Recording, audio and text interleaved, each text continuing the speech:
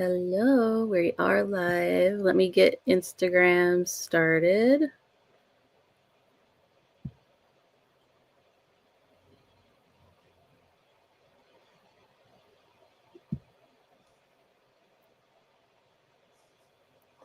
Okay, looks like we're live there too.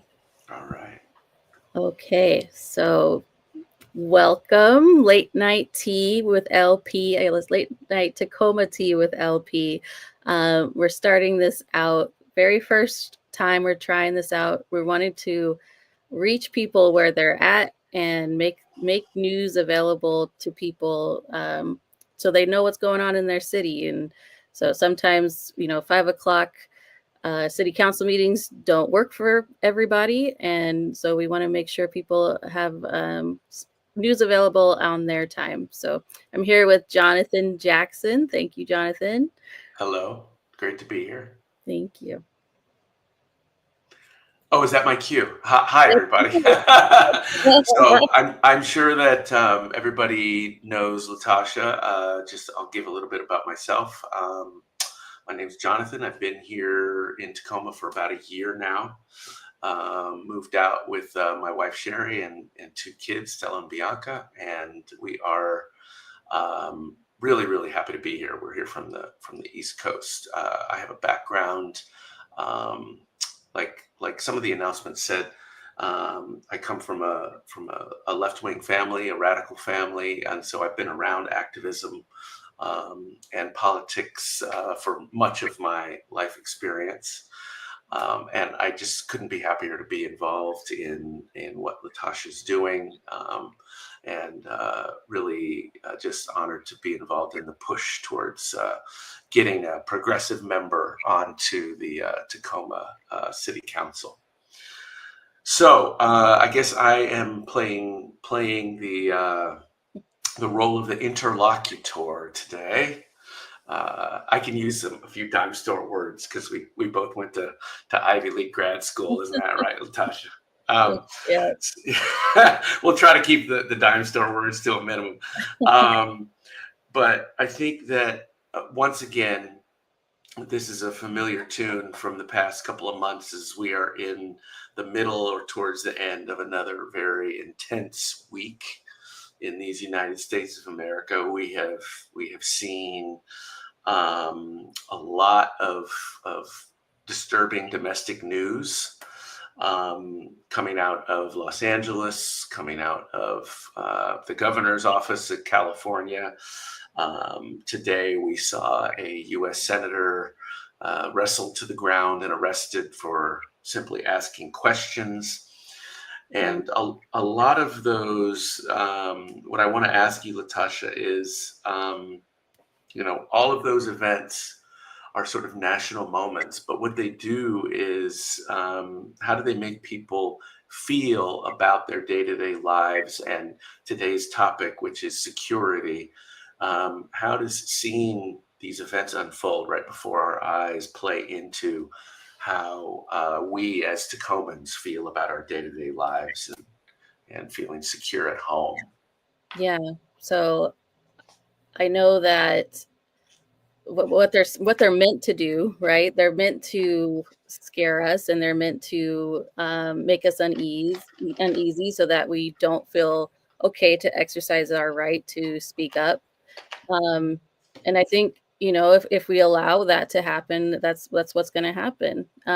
We see that I was just watching a interview with the senator before we got on here, and he was saying the same thing. He was like, I'm okay, but if they can do this to me, like what can they do? What are they doing right now to the folks that they are arresting? And he said before he even interrupted that that news feed, that he had tried to get in contact with her and talk to her and understand what's happening, and she just ignored. And so he was basically left with no choice. And so I applaud him for exercising his right to free speech and going in person and taking that opportunity to try and say something. But it's scary. It's scary when we see folks like that punished for that. And that's exactly what it's meant to do. Do you have a sense, I know you talk to Tacoma residents every day. Do you have a sense about how people are feeling around town? Just in terms of like, let's put it this way. A few years ago, if we talked about security, the number one thing that people would be thinking of is crime and how does it affect me, right? It's almost as if that discussion has been put completely to the side for now. Almost nobody that I know or that when we talk that you tell me when people come to you and talk to you about their sense of security, people aren't talking about being scared of crime anymore. What is it that they're concerned about most? What are you hearing? Well, we do have, there is still the issue of, homelessness and that. And, but we see it collectively now. It's not just like personal safety is on its own a standalone issue. Like we see how these things are now connected with all of the other systems that are crumbling around us. People, I normally would take my children to some of the protests and that, and now I don't quite feel okay to do that because I see what's happening. And so it just stifles the our free speech. So I hear people concerned about that. Even, you know, on a maybe a micro level, you see, I hear people upset that their free speech has already been a little bit stifled at things like the city council meetings, where the time is cut down to Mhm. talk, down from, I don't actually know what it used to be, but now it's, they can say it's 2 minutes or 90 or 90 seconds. And when that happens, people can't prepare, what they're trying to say. They don't feel seen, they don't feel heard. There's no response back. So all around, um, there's that insecurity with not being heard, but then there's also, I guess the mental, the what it does to us on a daily basis. People don't feel secure that way. They don't feel secure in their housing right now. They don't feel secure in the wages that they don't feel secure in their jobs. Kids going to school don't feel like they have something lined up Mhm. after they graduate. So I'm hearing that in all of these different ways, people are feeling insecure. Let's talk about economic insecurity for a little bit. We'll circle back to some really important stuff about freedom of speech and um, but I think that the way that the economic insecurity has been hitting all of us since the new administration took over. It's been hitting in a different way. That's not to say that people weren't economically insecure before, but it does seem like more people are more concerned, and nobody is less concerned. Yeah. um, and there's a general unease about sort of whether you're an investor in the stock market or whether you're literally trying to put food on the table and make your payments, right? Or both. Mm-hmm. Um, the job market is not amazing. Housing is difficult to find, and if you do, it's incredibly expensive. I know we came to town. We were planning on buying a house right away, and that is just not possible right now. Yeah. At least it's not smart, even if it was possible, but it's mostly not possible. Um, so I think it's very difficult to establish an environment of security and stability when so many people day to day are seeing on the news the market's very volatile. The job market, you can't find it. People can't find a decent job, and going to the grocery store is now a chore. Right? It's Mm-hmm. very difficult. So are people, and from what I understand, people are talking to you about these issues, and it is something that is troubling to people across the economic spectrum in town. Yeah, yeah. So I guess a good example of that was even just this past Tuesday at the city council meeting where we were discovering or discussing. City council was just discussing the recommendations from the Planning Commission on One Tacoma. This is our plan to kind of try and address these issues right now. And one of the big major topics of discussion was housing. And we have folks that are like fighting for solutions to these things, wanting to put people before profit, wanting to make sure that housing is a human right, over, folks coming in and making money, or, half of these buildings sitting empty that have just been developed because people can't afford to get in them. So we had, a huge group of folks that showed up in support of things like social housing, and community land trust to be included in those plans, because they've been stuff like that's been in studies before in the past, that Tacoma has conducted, and we're tired of having study after study after study telling us that these are the things that we need. And, the One Tacoma plan is just another plan, but we need people in there to make sure that that plan doesn't just end up another one on this long list of studies and plans. So to just kind of summarize there, there are solutions to these things. We just need people who have the will and the capacity, I guess, to push these through. Do you think, one of the things that we talk about as a group when we're trying to figure out how to get your message out as much as possible is the importance of community. Mm-hmm. And how for so many issues, community is the answer. Is that your phone or mine? I don't think it's mine. We're getting a feedback every once in a while. Sorry to everybody's ears if that people are hearing that.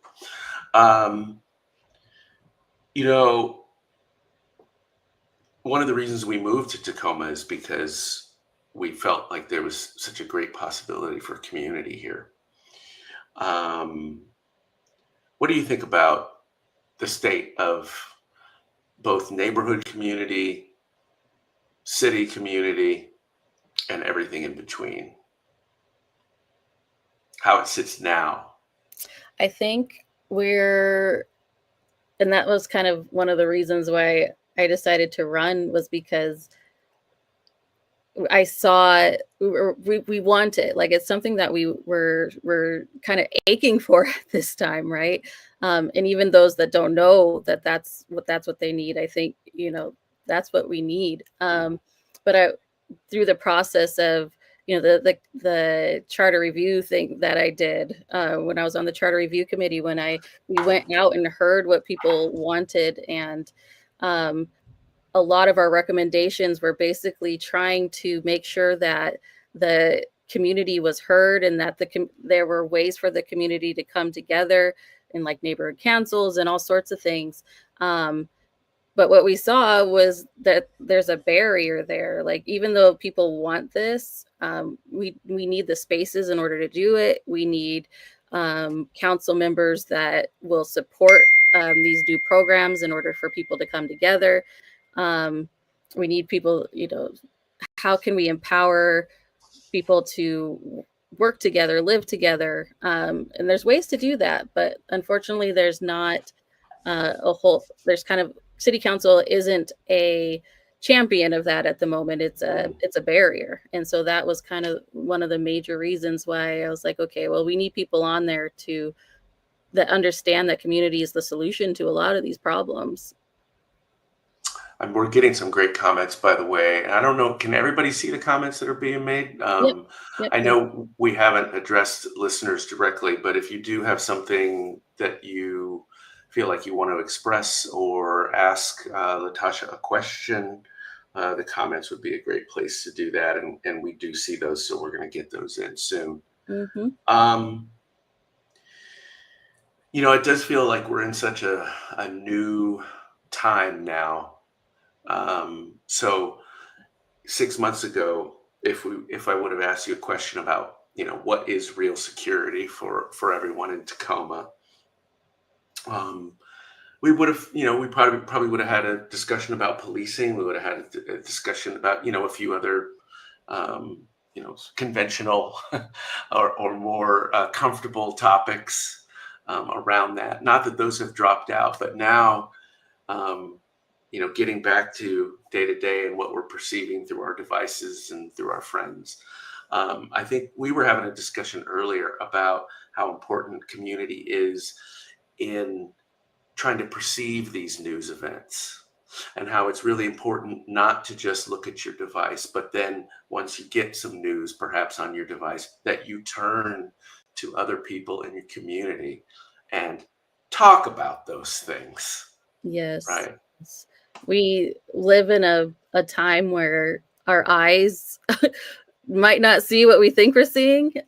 We were talking about today just the possibility of the narrative of these protests being affected by AI images, Mm, and not understanding what's real and what's not real. We had the example of the picture that Governor Newsom sent out with the soldiers just kind of doing nothing and laying around and not doing what Trump said they're doing. Um, and people were questioning that, as was that real or fake, was that old or whatever. But then you have mm. stuff going out from our president that is just preposterous, or tattoos that have been added onto people's hands to make them look like criminals, that aren't questioned. And so that was what we kind of, the conclusion we came to, right, was that even if our eyes, we can't trust our own eyes, like we need to have those people in our circles that can look at these things from different angles and say, oh wait, maybe you should consider this, or this was real, this was not real. In a huge, and it can be so devastating too. Like, I was thinking about the threat that we had just yesterday with ICE, in one of our neighborhoods. And people were questioning, what is this real, is this not real, how can we figure out what needs to be done. And so to not have those groups already set up, where those trust, that we can trust, hey, this information came from here, we need to act on this as soon as possible, that's dangerous. So there needs to be this work ahead of time so that we're prepared for stuff like that. And it is really vital. It's not all about just watching national figures, because of course Seattle has been named as a targeted city, Hmm. that some repressive measures are going to be taken. And I have heard, so far, unsubstantiated but probably reasonably real, reports of ICE being in Puyallup today, and even some places around town. So once we start seeing those things take place in our community, and I'm using community in this sense in the larger Tacoma area, uh, it's really important to have a communication circle that you can start to verify. And you know, our city council members can actually act as hubs for that type of communication. It's important for people to know that you're not just voting, and then the person, the representative, then goes off and you hardly ever talk to them again, right? Hmm. We need to make sure that, first of all, make sure that everybody gets out there on August 5th. That's, you're going to be hearing me repeat that a lot, but that we understand that city council members are a vital part of our community, and can serve to heighten our sense of security and well-being during these troubled times. Yeah. So, when I learned about what was happening yesterday with ICE, I was actually at a friend's house. She's the president, and Andy, the president of the I always get this wrong, the Community Council of Tacoma. Um, and she had learned about it, and from somebody, so because she has the connections in the neighborhood, and then she had the connection to her representative at the city, and she's Mm, like, okay, I'm going to get on and make sure they're aware of this. mm, And so it's important to have, like you were saying, know those channels, but at least know somebody who knows those channels, or can get in touch with folks. But right now, it's still not a guarantee that, you getting in touch with a lot of the times, that's what I'm hearing anyway, is that people aren't hearing back from their representatives. And um, as a city-wide council member, that's really my job, right? Is to make sure that everyone from around the city has a place, even if their district rep is busy with the district rep Mm. stuff. Like I can be available to be there for some of these other issues as well. I mean, at least I saw one of the comments talking about ways we can avoid misinformation. So even if, let's just say, your Instagram or your TikTok, I almost say channel, but that's not really the right word. Whatever let's just say your Instagram, which is what are we looking at in terms of your Instagram? Is it Tacoma? Is it Latasha for City Council? Latasha for Tacoma is Insta. Latasha, Latasha for Tacoma. Yeah. Mhm. So even if we still don't have the absolute correct information, at least you know that A, it's going to come there eventually, and B, it's not going to be misinformation. Mhm. Because ultimately, what we're trying to battle here is misinformation. Yeah. I know, Information is power. yeah, you're a parent, I'm a parent. Nothing makes me feel less secure than something going on at my kid's school. So Yeah. when we It's hear information, like, when we hear something happening like that, we want we we want to be able to talk to our community members so we can find out what is going on. Yeah. Yeah. And I know we've been on this subject of like immigration and that, but that just, bringing the schools into the conversation made me think about the teachers that are right now trying to negotiate for their contracts. That's right. And a lot of parents that are in fear that their students with special needs and that are not going to have the support that they need next year because the budget cuts, and the first thing to go was those services and counselors. And Mhm. I we have someone at our school who I feel like, they're not a teacher, but my children call him Mr. D. But and he's there for like basically anything that the teachers need help with. He's there helping with the troubled students. And they know him, they trust him. There's that established relationship uh, that we're talking about. And he's not going to be able to come back next year. And so, what does that do to our kids and their sense of security as well? I was talking with parents this morning, and at least in our grade school, they're going to be, not only are they going to be adding a class, but they're going to be limiting now the assistance hours. And for those of you who have kids in grade school, there's the teacher and then there's the assistant. And when you have a lot of kids in the classroom, that assistant plays such a vital role. That the assistant will take the kids out to recess so that the teacher can take a 10-minute break and then continue to plan the afternoon. The assistant will often handle the behavioral issues. And so, again, these are things that affect us every day. And I talk about it with other parents, certainly.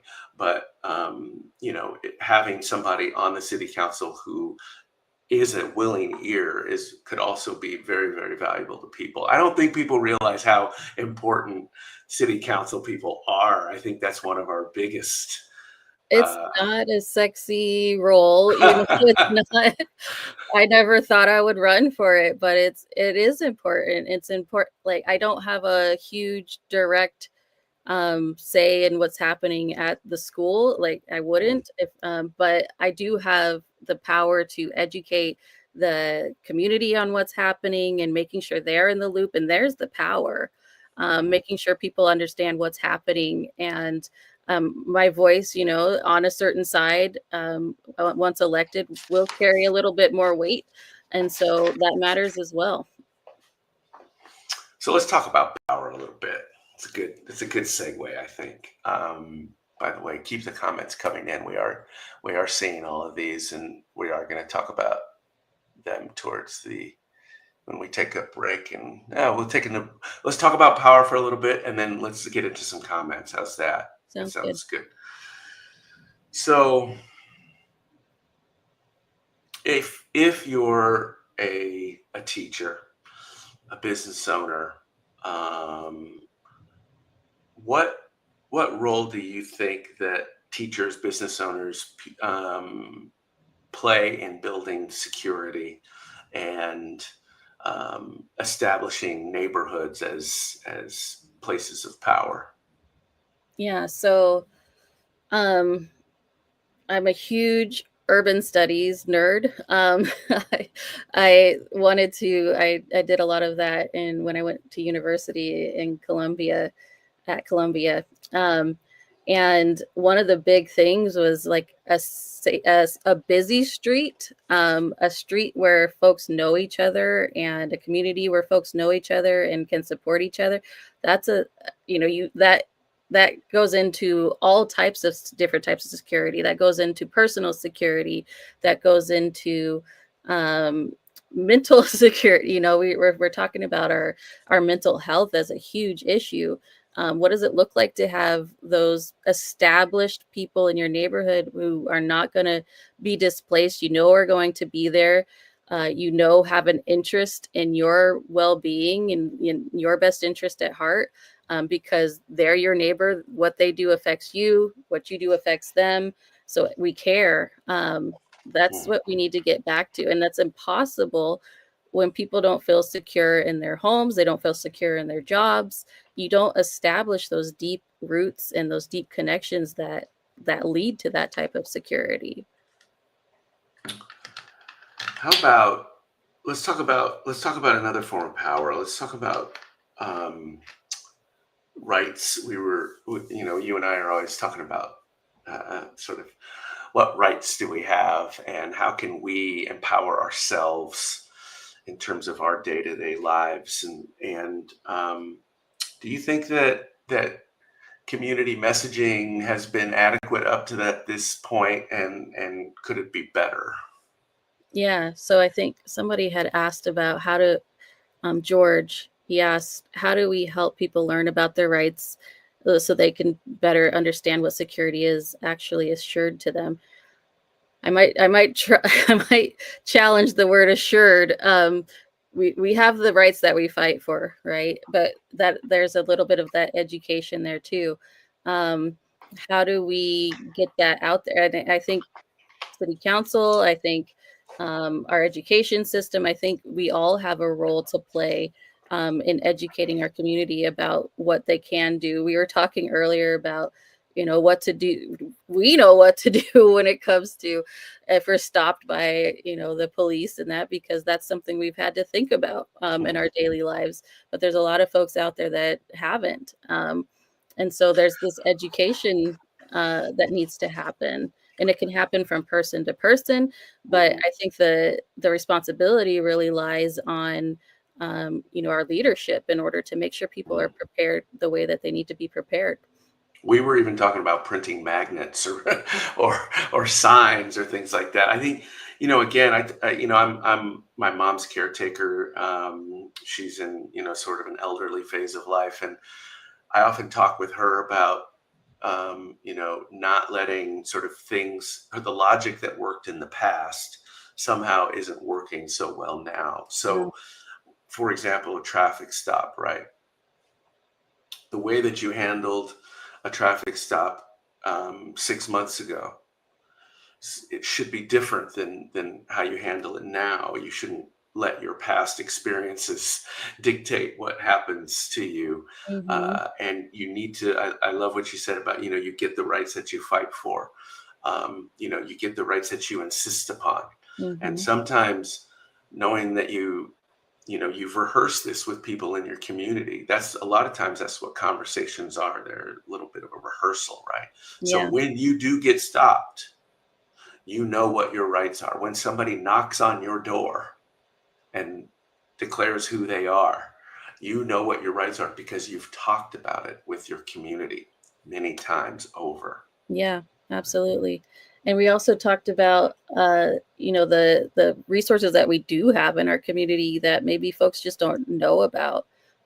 So, up in Hilltop where we live, there's Me Centro and there's the Tacoma Community House who are there to support like our immigrant communities. Um, Can we get those in the banner? Let's put those in the banner real quick. If we have that, I don't know about. that's a Um, little too high tech for this one. that's Next, okay. We'll get that. We'll get it. We'll get it down a little better next time. But but just getting right down to brass tacks. Exactly. This is what we're talking about. This isn't some general abstract conversation about, we need to know like where are the places that we can go in town, yeah, right? and the people who should know that and should be your city council members, and they should be accessible. And so Yeah. if they should be the one person you should be able to contact and say, "Hey, I need help. Yeah. Where's the resource at?" What rights do we have as I'm reading a comment? Sherry wants to know what rights do we have as community members to support and protect each other? What Again, rights? Go ahead. yeah, I think that's again the rights that we we choose. We're supposed to have the right to be there and speak up for each other. I can tell you, I've been so in love with my neighbors lately. There was a little threat that we had where there was a person who identified themselves as watching somebody across the street. And we all just came together. We started that group thread and we were like, hey, what are they doing now? And what should we do? And who do we contact? And we were on it. And that's our right, right? You're right to um, be there for your neighbor, but that needs to be empowered. Like, I don't think that that's something that is being used to its full potential because it needs to be organized and it needs to be formalized. So Um, let me ask you a question. So you guys have a neighborhood. Is it a text thread? Is it a signal? How do you all have that? It's yeah, through your phones, right? it's just through our phones. Yeah. Okay.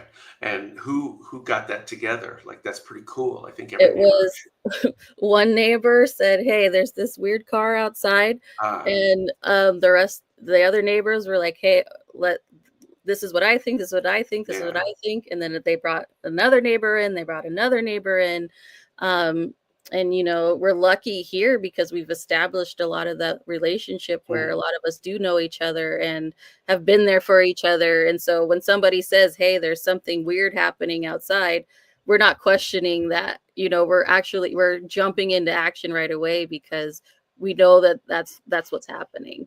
It's very interesting because for all we all have these devices in our hands, and of course, I think these devices deserve all the criticism that is levied on them. But here's a good example of how um, that some community can be built through these devices. If you just know your neighbor's either phone number or signal, I think it also should be important to for people going forward that some neighbors just aren't that comfortable with people knowing who they are. And Mhm, that's okay because mhm. there are communication platforms like Signal, WhatsApp that you don't have to necessarily use your government name. Yeah. Everybody deserves their right to privacy. So, but that can be done. It can be done. I don't know if I would say easily, but it can be done, and it's a way that we can instantly communicate. I know we had an ice raid 7 weeks ago now Mm. in our neighborhood, and I got to tell you, I felt powerless to do anything. Mhm. There were 7 trucks. All of them were heavily armed, and they were definitely sort of in a semicircle. What was I going to do? I mean, I filmed it, but like, other than that, so That's something though, right? but if we had had neighborhood cohesiveness, all kinds of different things could have been done. And I'm not talking about like muscling in. I'm just talking about more awareness. Who is it being taken? How can we help? Mhm. Can we bring more attention to this? Who can we call? And that's what you're talking about with knowing who your neighbors are. I think it's a really basic thing that can be done boots on the ground, right? Yeah. Know your neighbors. And we've done it organically here, but that's exactly what the neighborhood councils are supposed to be designed for. It's Hmm. supposed to be an avenue for both um, community residents to get in contact and be able to be in dialogue with the city, but it's also supposed to be this place where neighbors come together and can have each other's back and help each other and provide their viewpoint on things. Um, Can you and say a little bit more about that? Because this is kind of new to me, but it might be completely new to somebody. Yeah, so we have our different. It's kind of confusing because, and it shouldn't be confusing, and this is part of the problem, right? But there's neighborhood councils all throughout Tacoma, and they have their own little territories. Like I'm in the Central Neighborhood Council is my territory. They have a South Tacoma, Southeast Tacoma, North Tacoma, West Tacoma.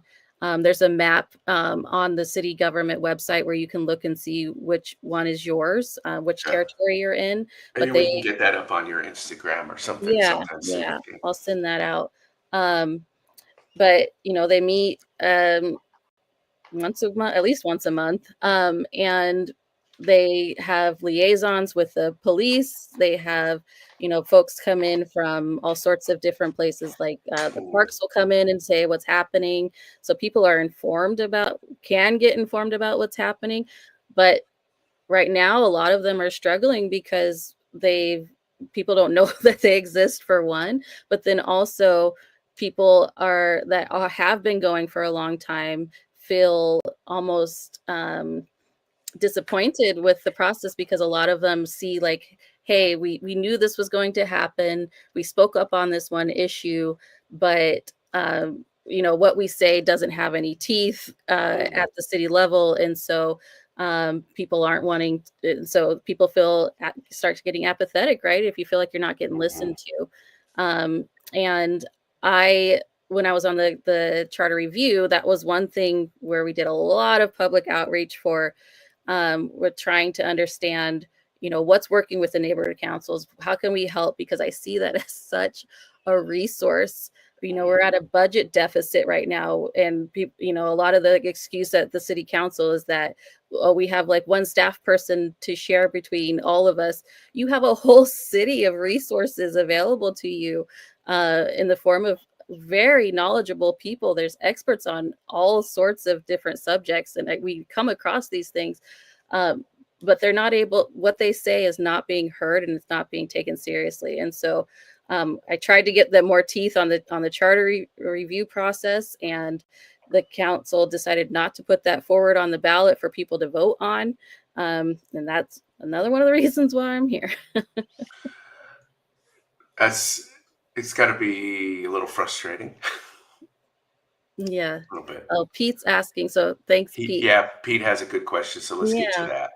Um, Do you want me to let me repeat it and then you can speak to it? So, um, you know, when I was listening to you name the districts for the neighborhood councils, I was kind of thinking the same thing Pete was, which is why so few. And so what Pete's asking is, what do you think about kind of redistricting those a little bit?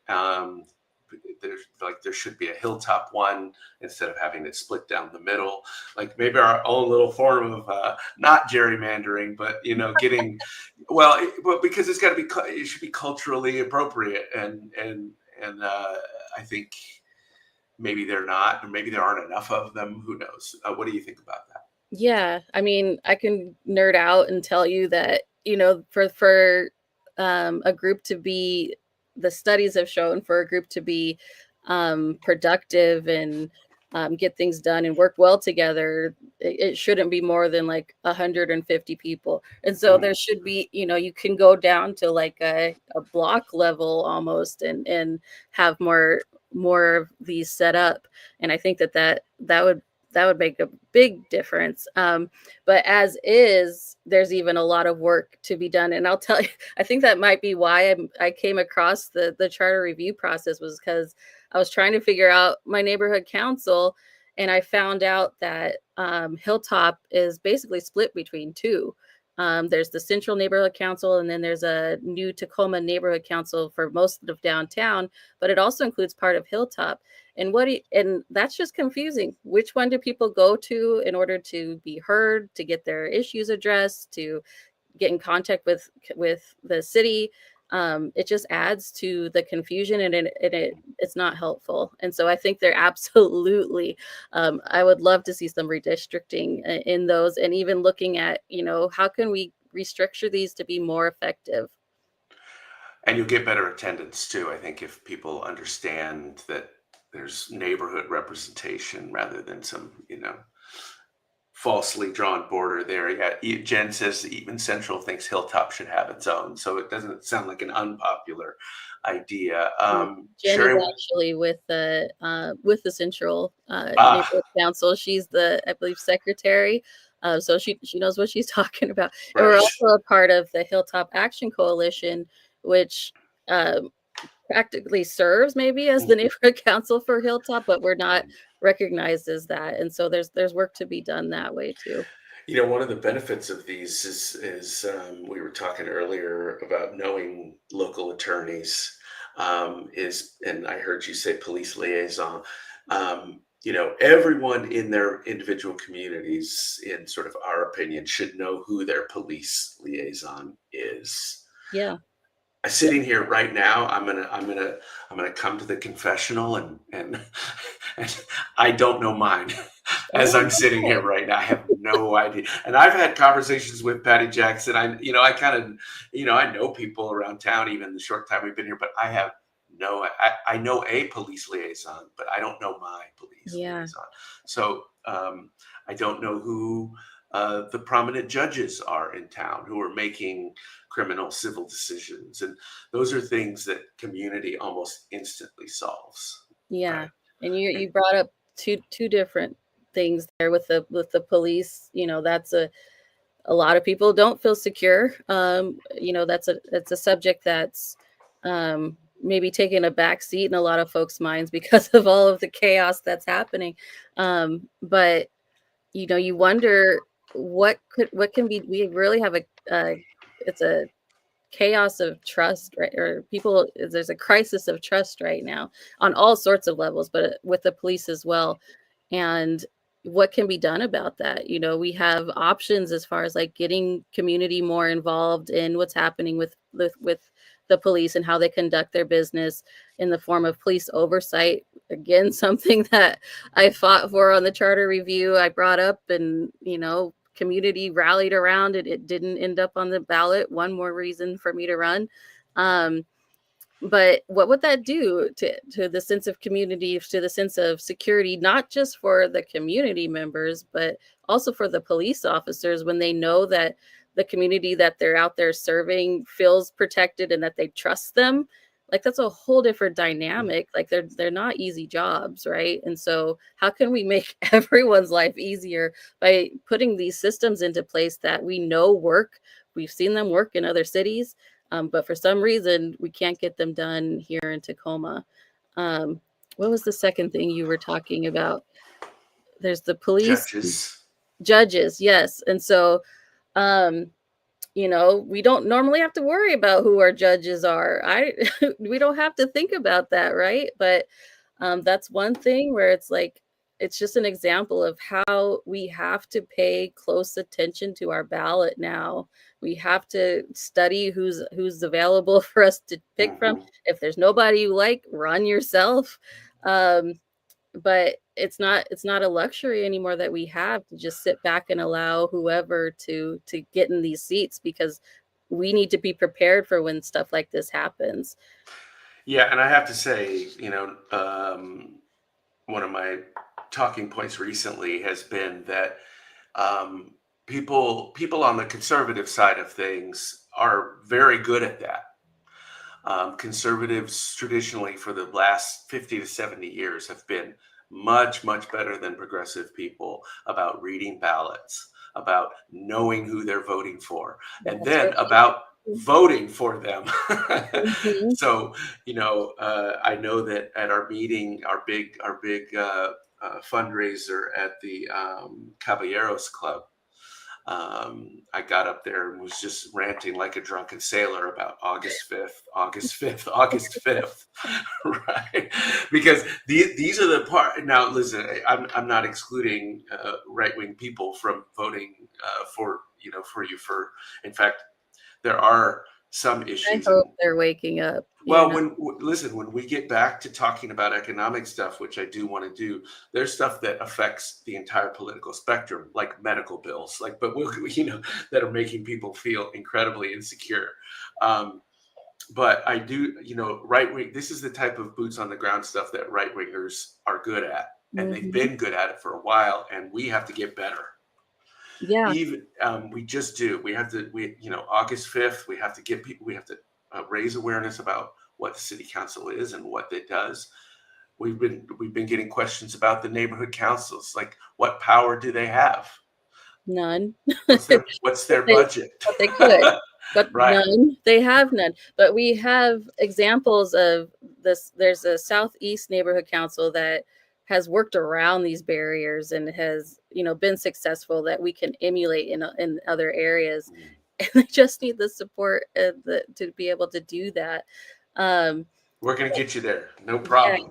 yeah. Knowledge is power, but I want to, I guess I want to make sure we're placing the blame of folks being apathetic and not voting where it should, because we see um even campaigning, right? I see how the system is, it's meant to stay how it's supposed to stay, and the people who are supported are the ones that are the ones who are going to get in the seat and not change things and just do the status quo. And so people feel like their vote doesn't matter at that point. But I think that, hopefully people realize, like, it's not just who has these endorsements from people who who were endorsed before other people even got into the race. You gotta think about that. But it's, look at their values and vote for the folks that you want, because we can get people in these seats. We were talking about all of the seats that are open coming up in this race, right? This is another reason that I ran, is because the mayor's up there. There's District 4. We have great representative there with Zev Cook. No, Salong Chun is District 4. And then we have another great representative in 5 that's running, Zev Cook. And we have some great mayoral candidates. And so if we can get, because it's a voting system, right, on the council, we can't get anything done unless we have a majority vote. And so we need as many people who are open to these progressive ideas as possible in those seats. And so we have to vote. We have to vote in the primary. We have to get people out. Yeah, and we're seeing the results of apathy right now every day. So we really can't afford to be apathetic anymore. We have to do better with the things that aren't glamorous, which is raising awareness of everyone that we can. Yeah. Um, Daily Pete's asking, conversations. um, Pete was asking about more information on the South End Neighborhood Council.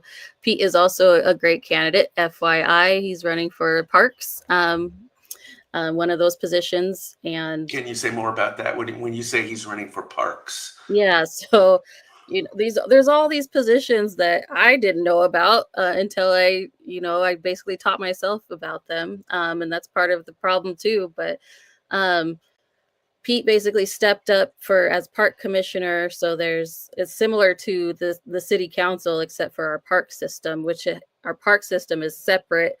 Some cities have that included in as their as something that they take care of, but we have Parks Tacoma to take care of that. And Pete stepped up when the seat was empty prematurely, so he's in the seat now, but he's running for reelection. coming up here in this election to keep his seat. So he's, basically they're the council for the parks. But going back to like the neighborhood council in the South End, it's the same thing where, neighbors brought each other in and kind of took over that neighborhood council because it needed some reform.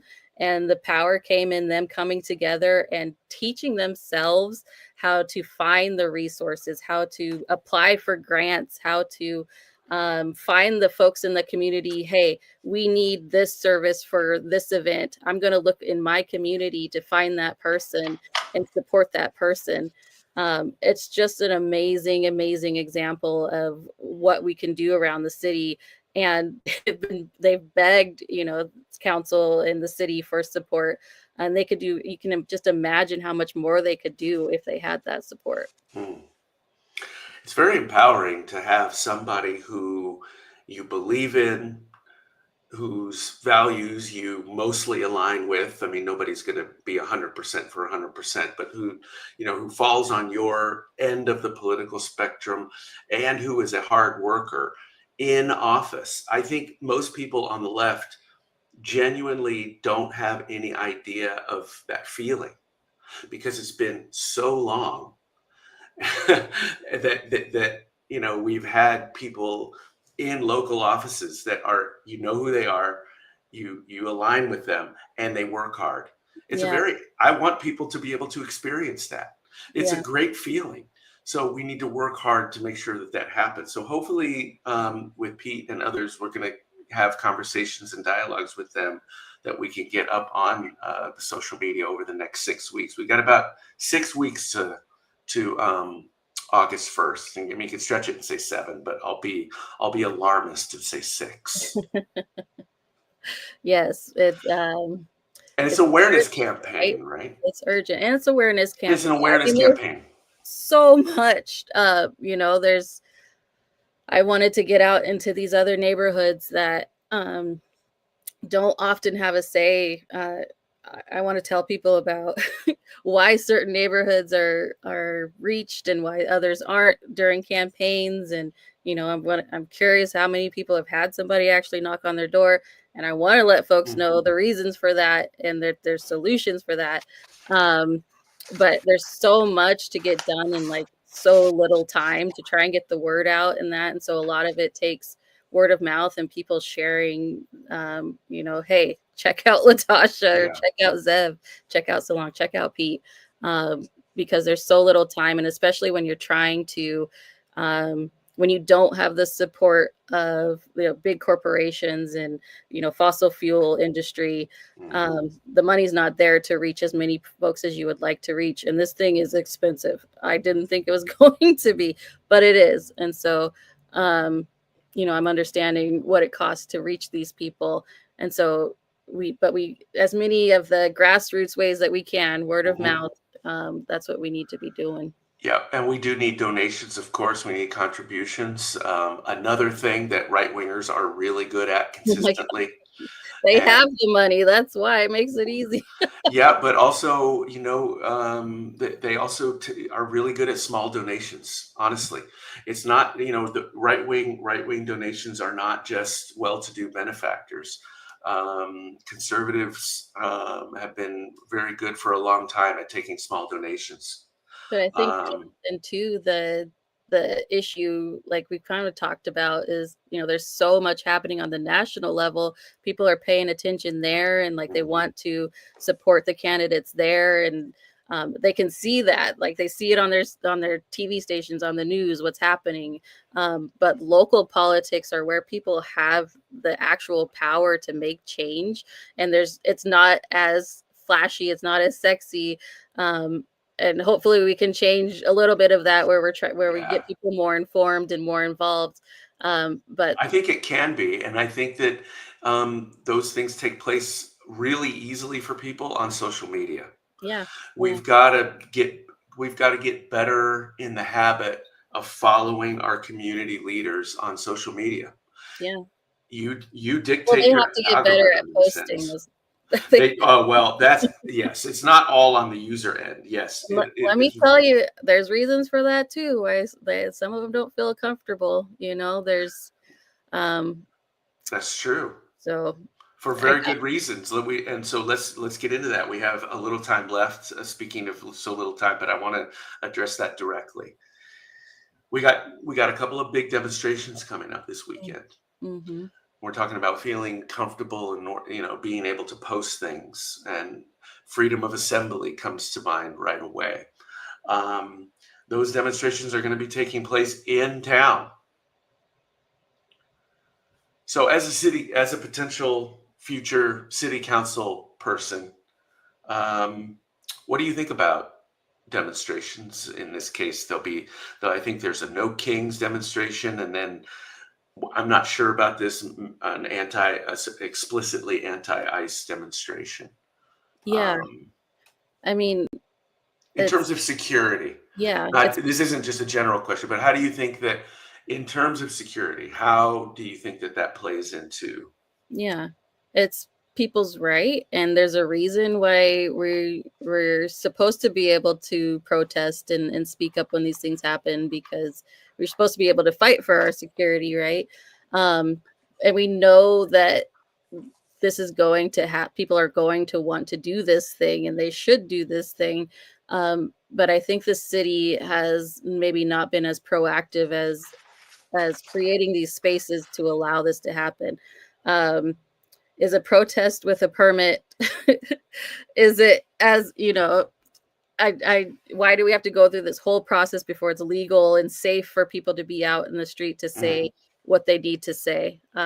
I know that there's some cities that have like designated spaces where, okay, this is where you can go to say this thing, and maybe we don't have to have such a long permitting process in order for these things to happen. So it's getting ahead of the curve instead of being so reactive, and I see that theme throughout so many things at the city level. Indeed. I think that, one of the messages that we've had throughout our conversation today is that security isn't just about sort of protection, being protected. It's actually more about community connection in a way, right? And the more that we can raise community connection, the more people will feel the dignity of security.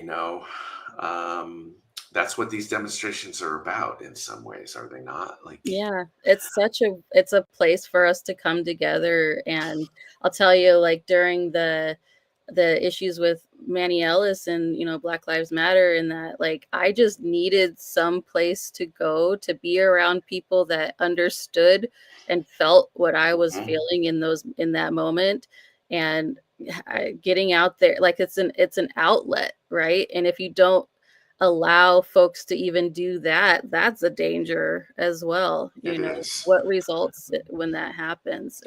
It's just bottled up. So yeah. That It, being said, I do think that you're right. One of the things you said early in the hour is that these carry a different kind of gravitas to them.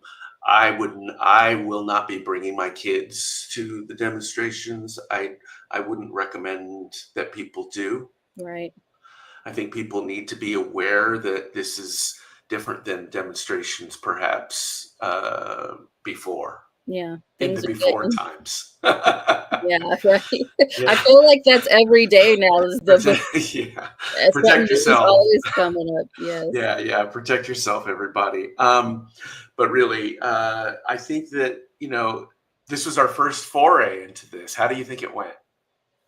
Yeah, I think this is great. I'd love to, this is the late night tea for a reason. So, I do have the tea, I have it. And I hope to bring more of it next time, as to like, I have ideas around, community structures that of housing that Yeah. support community, structures of business that support community, so that we can all be more secure. A lot of these systems, the way that they're set up now, are just not conducive to creating community. And I Mhm. don't think anybody else who's running, at least from in my race, has considered some of these options to bring Tacoma closer together. So I want to get into that.